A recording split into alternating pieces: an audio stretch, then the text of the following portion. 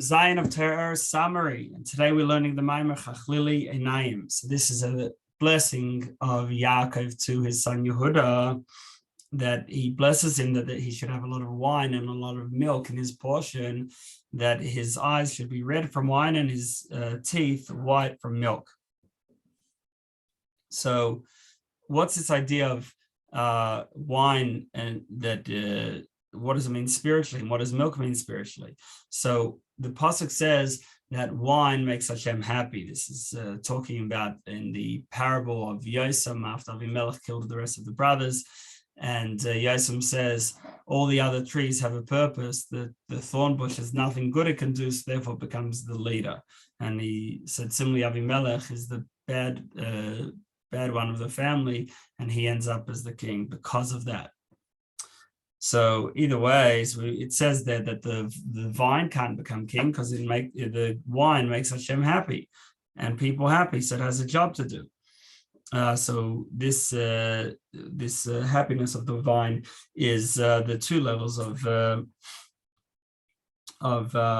love that are Ahava and Ahava. So Ahava is love of Hashem within worlds. In other words, realizing that Hashem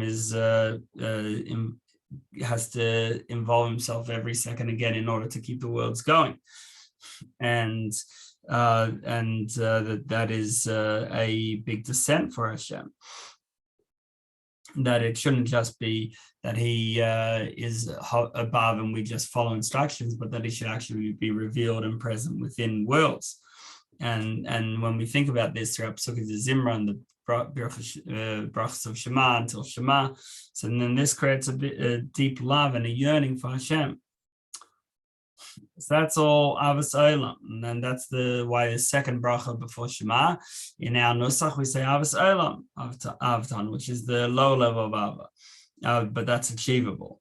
Whereas the higher level, it's not something that we develop ourselves. It's something that we have within us already. It's an Ahava Masoteret, a hidden love, and that is love of Hashem beyond worlds, not based on his involvement in creation, but beyond Hashem as he is, where worlds don't make a difference to Hashem.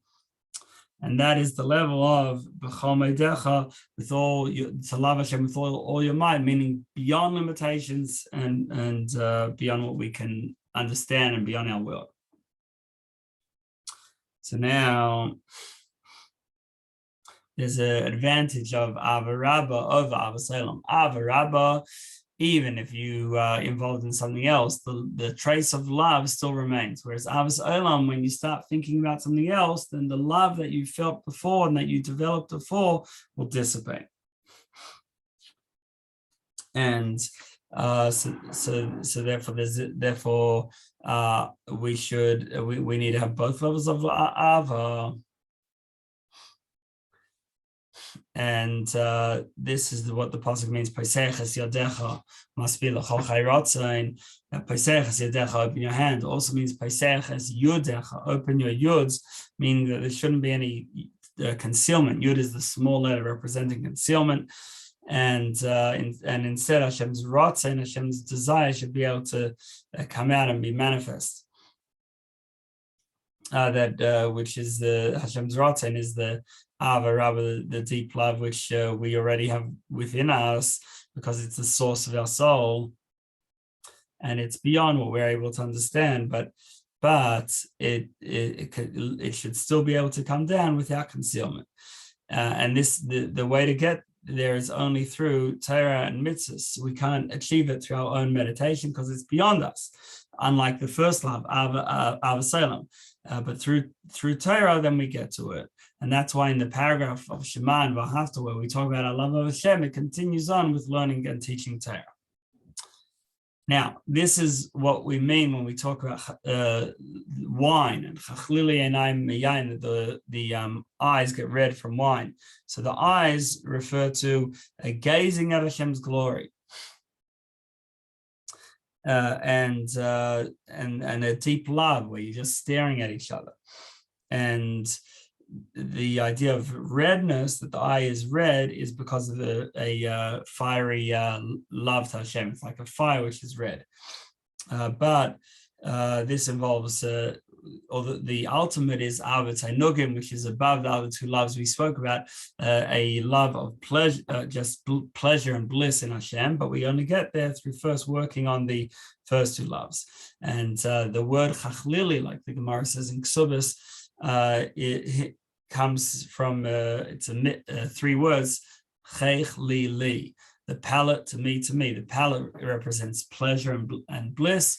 Li, to me twice, because it comes on the back of the other two levels of love.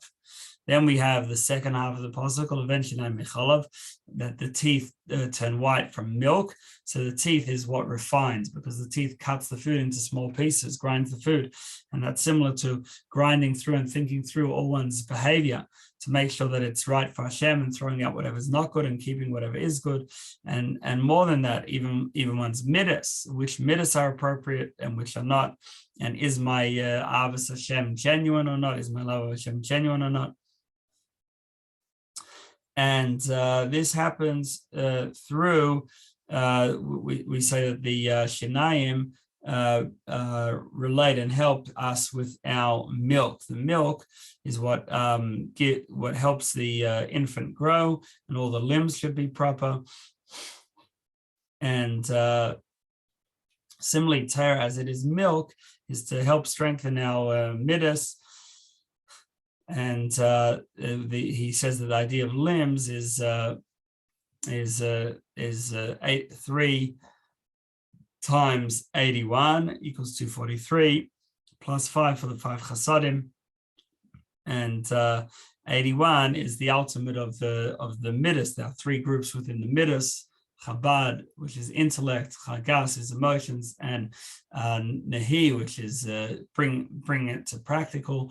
And each of those you could have the whole system within them, and then they all have top, middle, bottom. So you end up with 243, and then plus the 5 chasadim, the 5 parts of the sphere of kindness, equals 248. And so between the two, we have both the wine and the milk, and with it a deep and enduring relationship and bonding with Hashem.